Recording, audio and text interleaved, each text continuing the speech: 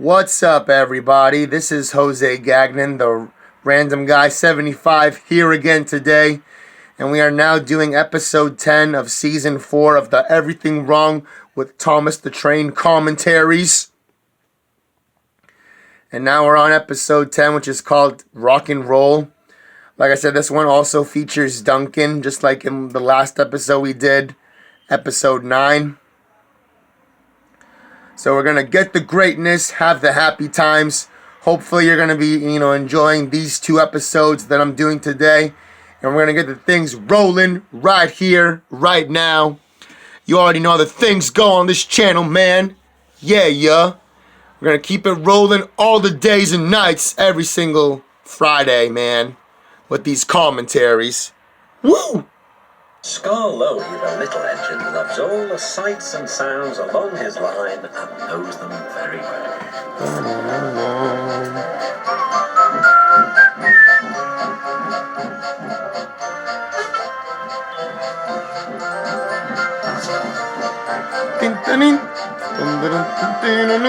One morning, soon after he returned from being mended, he was enjoying his journey more than ever before. Along the way, he met Rusty. You know, he said, if I couldn't see these familiar faces and places, I'd think I was on a different railway. You've done wonders with these rails. Rusty laughed. I'm glad you're pleased. Manager said, let's mend a track so well he won't know where he is. And we did. And you didn't, if you take my meaning.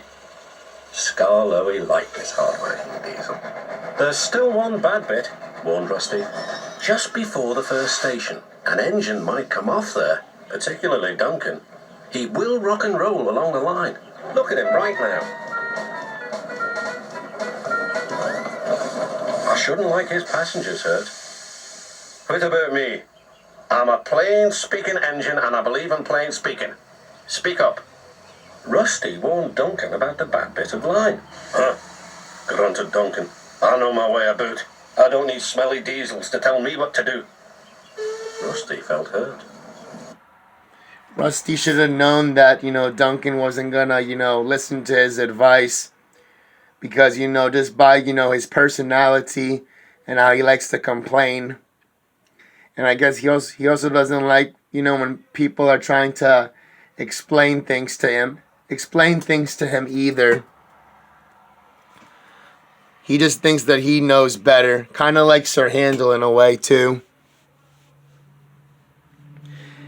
But, we haven't actually seen Sir Handel in a while, so he's probably just been, hard at work, doing different jobs. Because since, he was, talked to in episode 8 by Sir Topham Hatt, telling him that he was going to be busy doing his work as well as Peter Sam's work, since Peter Sam had the accident with the trucks.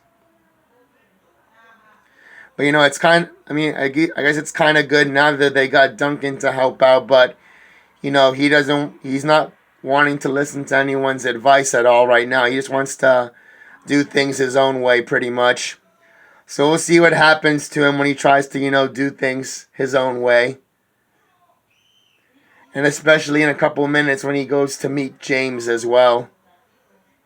Because that's what's going to be happening here. He'll be meeting James for the very first time. Duncan banged about the yard. Then he clattered crossly to the station. James was already there, waiting for him. You're late, he snapped.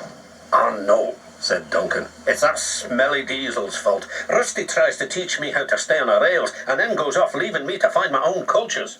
You poor engine, sympathized James. I know all about diesels. One crept into our yard and ordered us about. I soon sent him packing. Duncan was filled with admiration. He didn't know that James was boastful and sometimes didn't tell the truth. I mean, how could he tell, how could he know that James doesn't tell the truth if this is his very first time meeting him? So, he doesn't really know that, James likes to be cocky and full of himself, because this is his very first time meeting James. So, that's why he didn't know that, James was boastful and, just liked bragging and, just saying random things about how great he is, pretty much. But that's going to, boost him up some more because, since he just, Duncan just told James about Rusty and how, he thinks that diesels are, just stupid and they don't know anything. So he just basically got like, a little confidence boost from James pretty much. And he's glad, that James agrees with him. Send Rusty packing, snorted Duncan. He climbed the hill furiously. Well done, boy. Keep it up, encouraged his driver.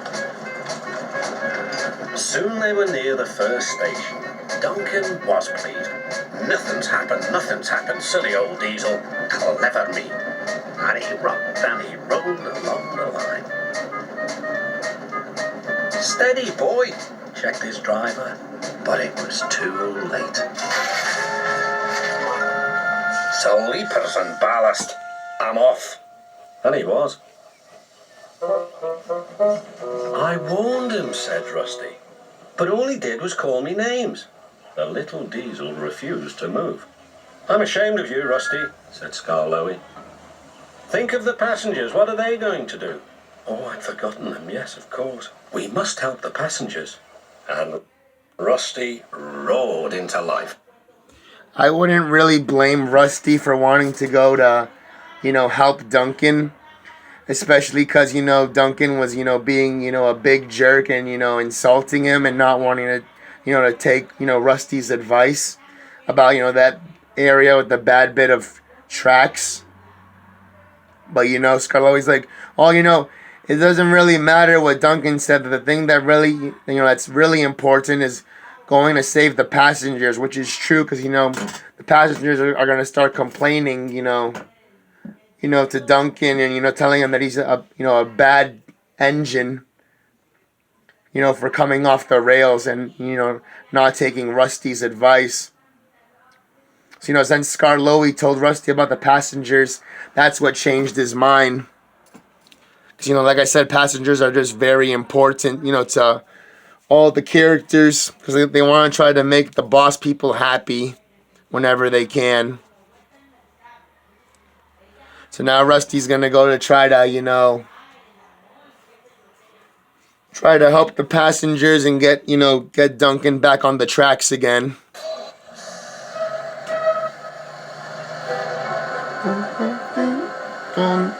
Duncan stood, sad and solitary. He couldn't rock and roll now. Oh, dear, he thought. Everyone will know how silly I am. The passengers had to get out and help too. They weren't very pleased about that, but worked as hard as they could. And now they're probably, even more aggravated because now they have to, get out of the coaches and try to, push Duncan back to the tracks themselves. So they're going to be like in a super, aggravated mood when they reach the station. They're probably even going to, start complaining to Sir Topham Hatt about what happened too, to be honest. Things are just not going very well for Duncan on his second day on the railway. Things are not going very well at all for him. They carefully levered Duncan back onto the line.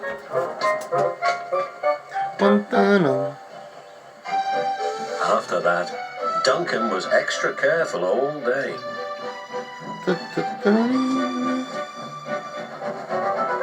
At last, evening came. Rusty, he whispered, thank you for helping. I'm sorry I was rude to you. That's all right, Duncan. I wish all diesels were like you.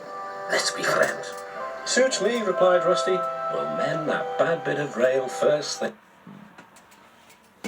So now Duncan decides to, become friends with Rusty, because since he came to come and, try to help him out when he came off the tracks, and now he knows that Rusty isn't really, a bad diesel at all. But, that Rusty, enjoys hanging around with, steam trains.